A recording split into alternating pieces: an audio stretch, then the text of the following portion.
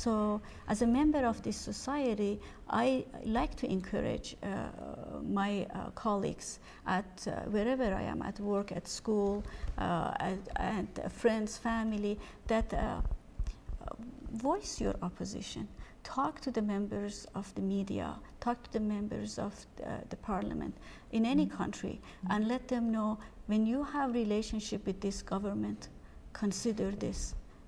They are the worst enemy of their own people. Do you want to have a trade relationship with them, to encourage them to continue that atrocities, which will eventually impact your own country? Why are we doing business? Yes. And we have these leverages. It doesn't require us sending any soldiers or have any war.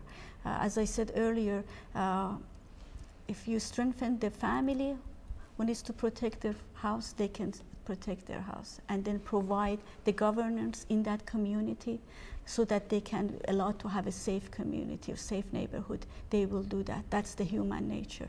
So you have no doubt that Iranian people would like liberty, freedom, peace, development, and a very good relationship with their neighboring countries. They do not want to dominate. They have many, many issues in Iran that they would like to see those solved. Iran is a very multi-ethnic, multicultural country. So people by default, they are fine with diversity. And therefore, they can be actually a catalyst in bringing stability and peace in the region. Let me ask you about your website, the United for a Free Iran. Yes. And what can people expect to find if they go to that website? I am still working on that website, but I am planning to build a social network among people around the world who would like to see freedom and democracy in Iran. They could be Iranian or non-Iranian, and they would participate in activities, either participate in the research, participate in cultural, educational, and advocacy programs that would help create that policy option, policy change, as I mentioned. Also, but there are a number of organizations, especially womenfreedomforum.org has plenty of research material and news regarding the Iranian women movement, the grassroots. I understand the United Nations has a council, and I forgot to write down the information, but because we're taping this on International Women's Day, and there was a celebration in San Jose with some speakers, and the United Nations was a contributor or a sponsor to that. I went to the website for one of those parties and found a wealth of information about what was going on with United Nations. So if people wanted to explore that online, I think then they could we could also help support what's happening by getting in touch and becoming members of some of those organizations, or just writing in and asking questions and finding out what's happening. Definitely. I did, I think, the declaration of UNIFEM. Today I was reading that they announced the top issue of 200,000 people who signed that declaration. The top issue is violence against women. So if this is the top issue around the world, in Iran we have violence against women that is sanctioned, legalized, and operated by the regime. So you can see how bad it can be at the family level, as I mentioned with the honor killing. So definitely people can sign up, go to those websites, but definitely try to align these protests and advocacy toward a policy change. And definitely, if I wanted to summarize, is that the Iranian people's movement for democracy and freedom has a very strong history in the past 100 years, major milestones, and the international community can definitely help and strengthen it.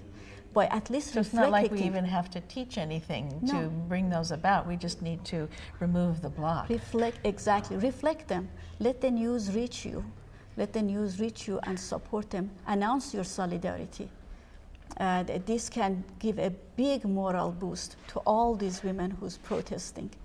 Yes. Thank you, Seema, for being our guest tonight and for giving us such important information. And I appreciate your time here with us. Thank you. In conclusion, I would just like to add that we do have an alternative to consider, and that is demanding from our leaders that human rights violations become topics of grave importance. If we appease Iran's fundamentalist regime rather than demanding changes, we risk our safety at home.